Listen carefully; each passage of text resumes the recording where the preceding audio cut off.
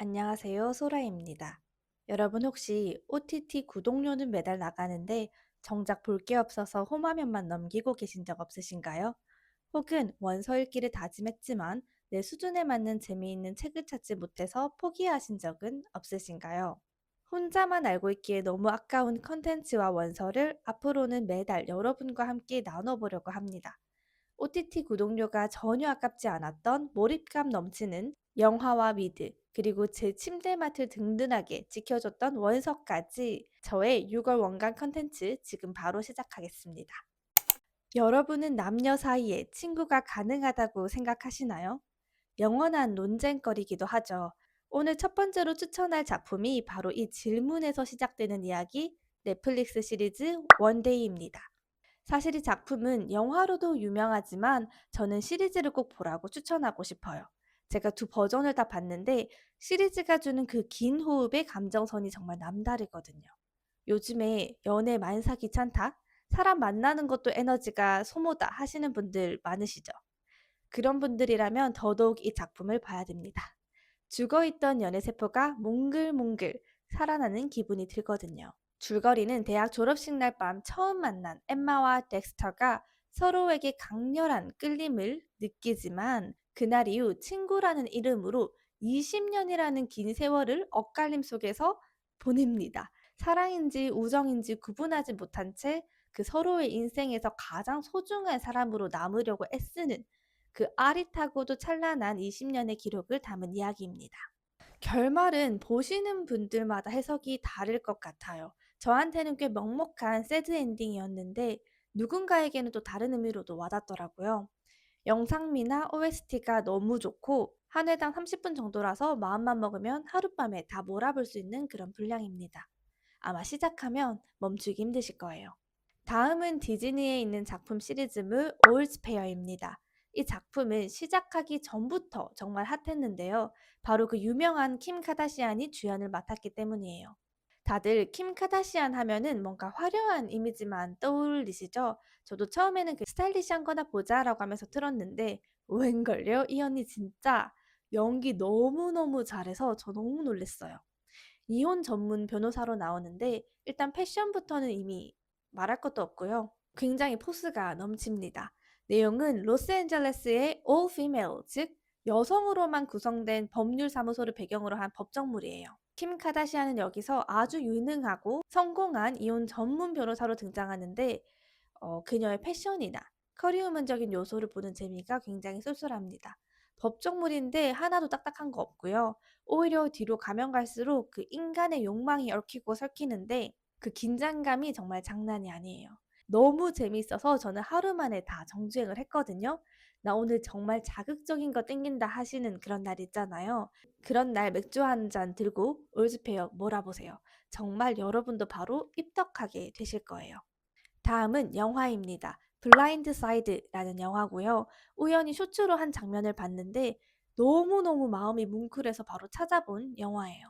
어린 시절부터 마약 중독자인 어머니와 헤어져서 위탁 가정을 전전하던 그 거구의 흑인 소년 마이클 오건은 갈 곳 없는 노숙자 신세였어요.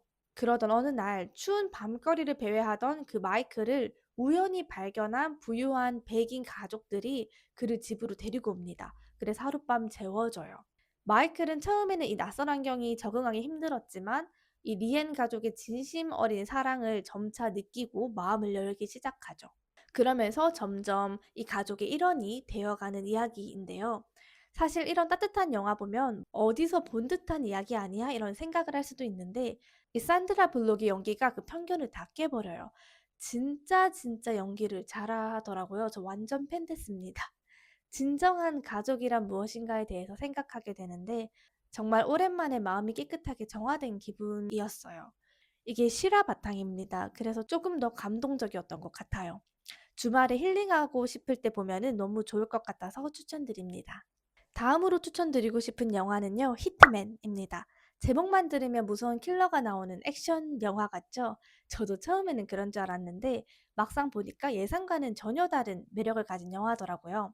우선 주인공이 철학 교수예요. 진짜 무료한 삶을 사는 노잼 캐릭터거든요. 처음에 교수가 집에서 혼자 시리얼 먹는 장면이 나오는데 거기서부터 그냥 이 사람의 세계가 얼마나 좁고 완고한지 알 수가 있습니다. 그런데 부업으로 경찰의 잠복 수사에 협력하게 돼요. 그는 가짜 킬러 역할을 맡아서 의뢰인들을 유인해서 체포하는 일을 하는데요. 심리학 전공자답게 의뢰인 맞춤형으로 이 킬러 컨셉을 바꿔요.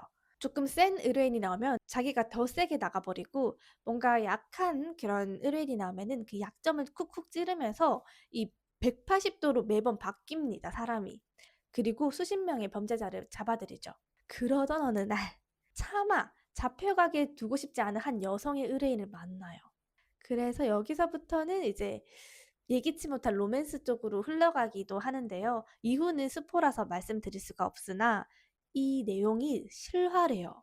정말 충격적이지 않나요? 실화를 바탕으로 해서 실제로 70명을 넘게 범죄자를 잡아들입니다. 진짜의 나와 연기하는 나 사이에서 이렇게 아슬아슬 줄타기하는 이 남자 주인공의 아찔한 코미디 액션극이에요. 정말 재미있고 편하게 봤던 그런 영화였습니다. 자, 다음은 원서로 넘어가 보도록 할게요. 첫 번째로 소개해드리고 싶은 원서는, 영어 원서를 읽는다 하시는 분들은 웬만하면 알 것 같아요. 정말 유명한 작가죠. 에밀리 헨리님의 Book Lovers입니다. 사실 제가 이번에 이 책이 에밀리 헨리 작가님의 세 번째 작품으로 만났는데요. 솔직하게 말씀드리면 제일 처음 읽었던 해피 플레이스는 서사가 길고 묘사가 뭔가 많고 내용 자체가, 그 컨셉 자체가 제 스타일이 아니었어요. 다음으로 읽은 그 비치 레드는 똑같이 서사가 긴데도 시간 가는 줄 모르고 재미있게 읽었거든요. 이 작가님은 그 인물의 심리나 그 주변 분위기를 정말 세밀하고 감각적으로 묘사하는 게 특징인 것 같고요. 그래서 이번에도 걱정 반 기대 반으로 펼쳤는데 결론은 재미있게 봤어요. 주인공 노라라는 여성이 뉴욕에서 정말 잘 나가는 문학 에이전트예요. 뭔가 일을 사랑하는 당당한 커리우먼, 딱 우리가 상상하는 세련된 도시 여성이죠. 그런데 이 동생의 부탁으로 같이 휴가지를 떠나기로 합니다. 하필 근데 그곳에서 뉴욕에서 악연으로 얽혔던 까칠한 편집자 찰리를 만나게 됩니다. 보통 로맨스 소설을 보면은 주인공들이 시골로 가서 뭔가 사랑하는 사람을 만나면 이전의 삶은 버리고 새로운 사랑과 자아를 찾아가는 경우가 많잖아요. 그런데 이 소설은 달라요. 노라는 끝까지 뉴욕에서의 삶과 자신의 커리어를 포기하지 않습니다. 굉장히 소중하게 여겨요. 그게 저는 매력이었던 것 같아요. 자기가 원했던 일을 포기하지 않고 사랑하는 사람을 비록 만났음에도 불구하고 다시 떠나는, 그게 굉장히 매력적이었고요. 단순히 남녀 간의 로맨스만 다루는 게 아니라 동생과의 끈끈한 관계나 가족의 의미에 대해서도 깊게 다루고 있어서 읽고 나면 뭔가 마음이 따뜻해지는 그런 책이었고요. 그래서 이 책은 자신이 하는 일을 정말 사랑하면서 그 안에서 나만의 행복을 찾고 싶은 사람들에게 꼭 추천하고 싶은 그런 책입니다. 많은 분들이 영어 원서를 시작하기 겁내시는 이유가 모르는 단어가 나오거나 문맥 파악이 안 될까 봐, 내용 파악이 안 될까 봐 걱정하시기 때문인 것 같아요. 저도 그랬거든요. 그런데 이 장벽을 넘는 가장 좋은 방법이 바로 영화로 제작된 원서 소설을 읽는 거예요. 글로만 읽으면 놓치기 쉬운 인물의 감정이나 배경 묘사를 영화 속 생생한 표정과 그 영상미로 미리 익혀두는 거죠. 영화를 먼저 보고 원서를 펼치면 마치 내가 그 배경 속에 들어있는 그런 몰입감이 생겨서 원서 읽기가 훨씬 수월해집니다.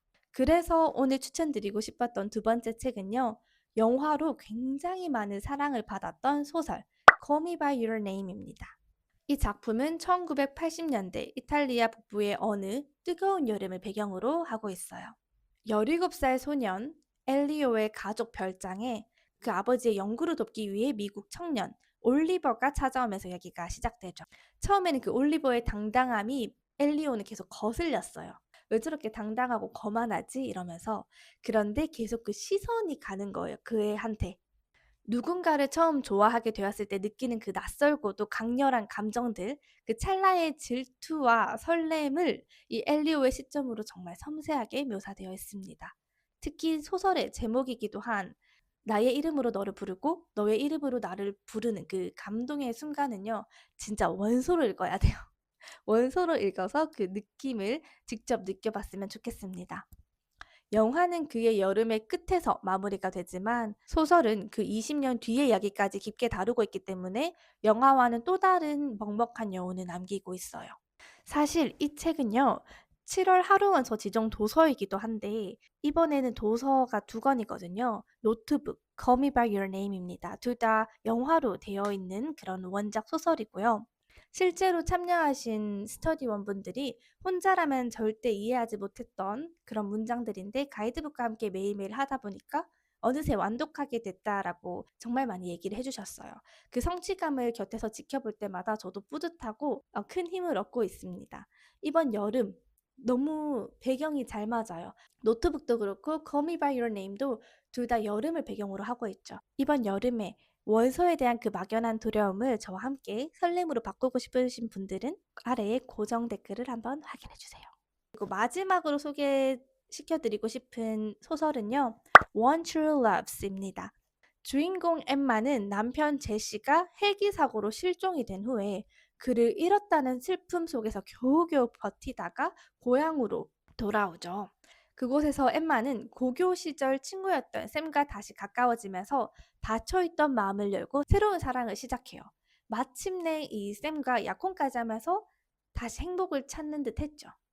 그런데 죽은 줄만 알았던 이 남편 제시가 4년 만에 살아 돌아오면서 이 엠마의 세상이 한번 뒤흔들립니다. 지금의 나를 있게 해준 이 소중한 약혼자 샘, 그리고 내가 그토록 그리워하던 첫사랑이자 남편인 제시, 이 두 사람 사이에서 갈등하는 엠마의 감정이 너무나 절절하게 묘사되어 있어요.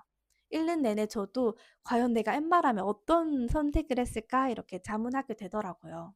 이 책은 단순히 로맨스를 넘어 우리가 살아가면서 성장을 하고 그 과정에서 사랑의 형태도 변할 수 있다는 그 사실을 아주 아름다운 문장으로 보여줍니다.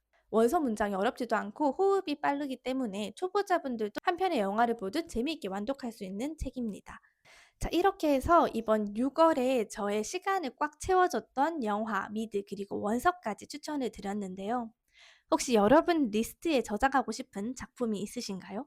어떠한 작품은 저에게 위로를 주기도 했고 어떤 작품은 제가 잊고 있었던 그 설렘을 깨워주기도 했었어요.